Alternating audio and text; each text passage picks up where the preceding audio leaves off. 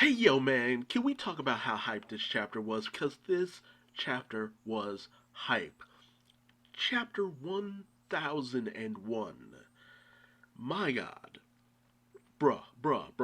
Cover page, Jinbei chilling on a jellyfish bed. All good, all good. But the real meat of this, after getting his face knocked in by Luffy, Kaido's just like, wow, okay.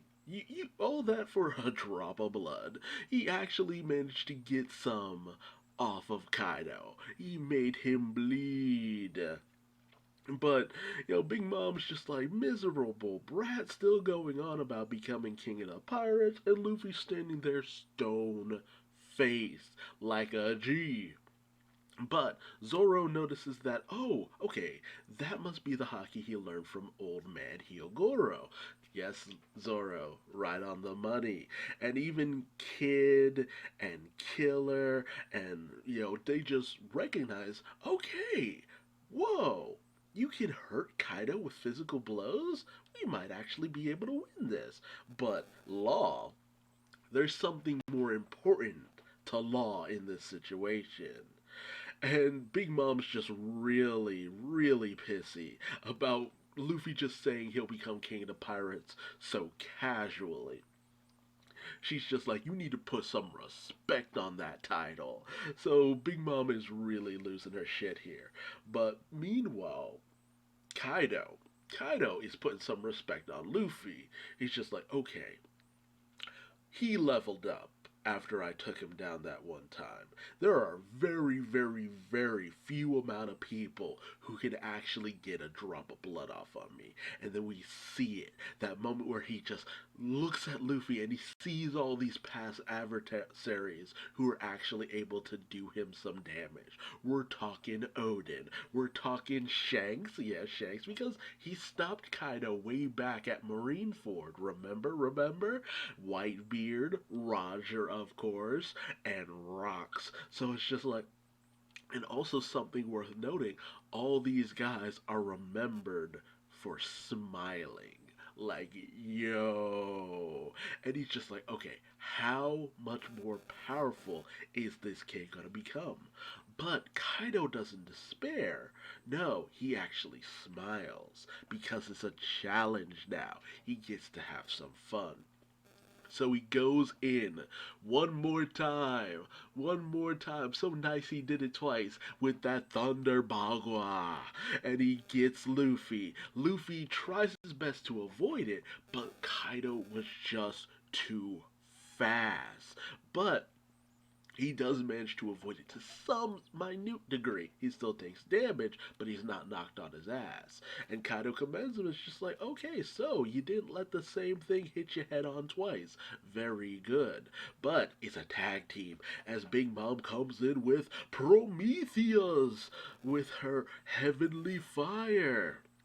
But in comes Zoro, having stolen Kinemon's Foxfire style and his ability of Flame Rend as he cuts Prometheus in twain. He cut Robin's arrow in twain! And he's just like, yep, I stole Kinemon's technique. And Big Mom is just like, what the hell? But, as Luffy is marking out at this, Zoro's just like, yo, don't let your guard down. As in comes Kaido. It's just like, look, these are two Emperors of the Sea. Do not let your guard down. And it's only because of Law using his shambles that he's able to avoid the attack. But Law didn't do this out of altruistic reasonings. He's actually pissed that while he was about to send the samurai below, that Luffy made it sound like he was him ordering him. So it's just like, what seemed like, oh, he's just, nicely telling Law to do something. Law's just like, don't tell me what to do!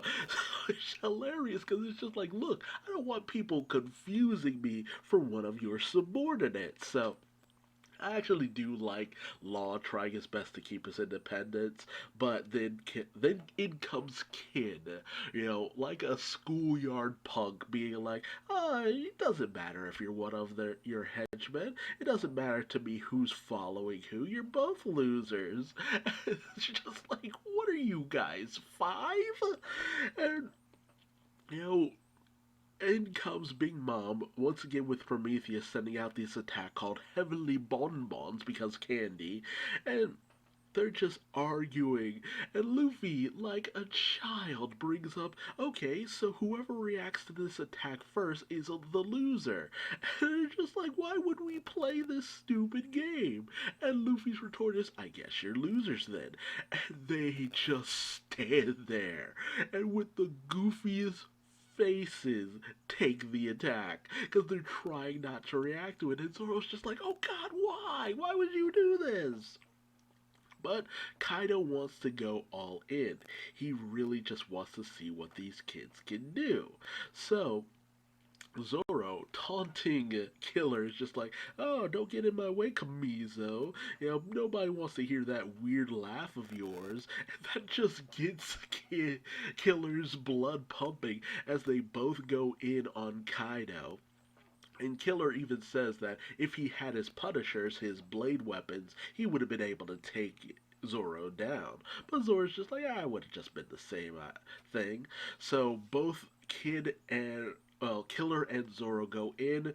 Killer goes in with his beheading claws. Zoro goes in with his onigiri. They both go for Kaido's neck. They go in for that kill because they're both the most ruthless people here.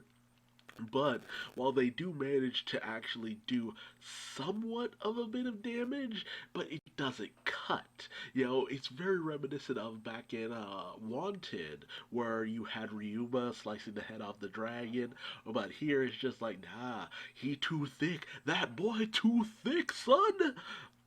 And Zoro's just like, okay, I gotta unleash Enma a bit more. So he's trying his best to also keep Enma in check, but now he has to unleash a little bit more of the Haki in order to take Kaido down. So was this just Killer being able to do the attack, or was it just Zoro who was able to really do the damage? Or was it only because of a combined effort that they were able to do the damage? You decide in the comments below. But out comes Kid, Luffy, Law, and they all go in for their ultimate attacks. You got Kid's Punk Rotten, which creates this giant mech, this metal looking mech. Like, oh my god, it's so metal! Because it's made of metal. All that metal he collected beforehand, yeah. Luffy going in with his Gear 4 Boundman, and of course, Law with his room bringing up some rubble and stuff, and Kaido's just like, yeah, you guys, you're monsters in your own right, and it's just like it's true, they are friggin' monsters, all things considered. So they all go in on the same time.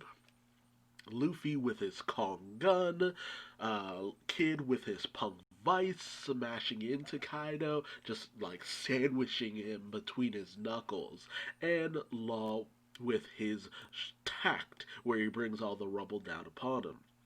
But, this isn't the end of Kaido and Big Mom as she rises up on Zeus, with Prometheus, well, actually with Napoleon just engulfed in flames as Kaido comes bursting out of the rubble, just completely unscathed in his dragon form.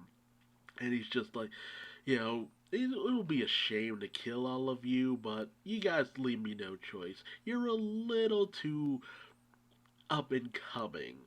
So, once you're dead, we'll take everything you got, your manpower, your treasure. We're pirates. We're going to do that piratey thing. And Big Mom's like, yeah, I'm pretty sure you got some poneglyphs as well. Yeah, we're going to take that as well. And Kaido's just like, yeah, and gets that much, whoever wins this fight is going to be that much closer to being king of the pirates. Ending the chapter. And it's just like, you remember when being king of the pirates was just some silly dream that Luffy had?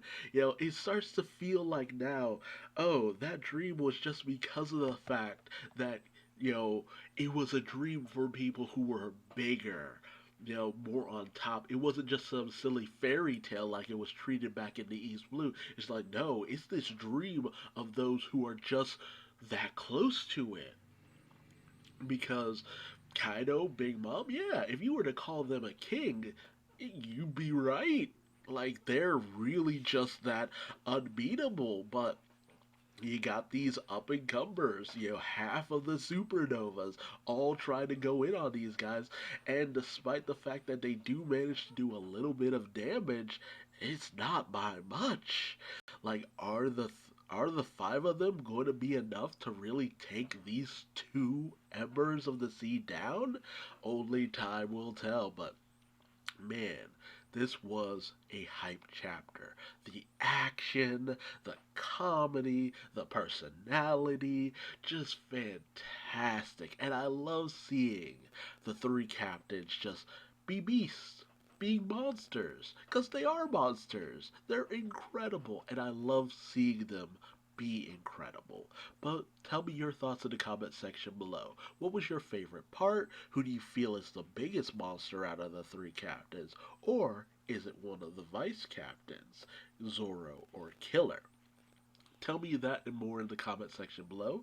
And if you liked this video, leave me a like. If you didn't, feel free to leave me a dislike. Subscribe and hit the bell icon. That way you never miss out on another One Piece chapter review.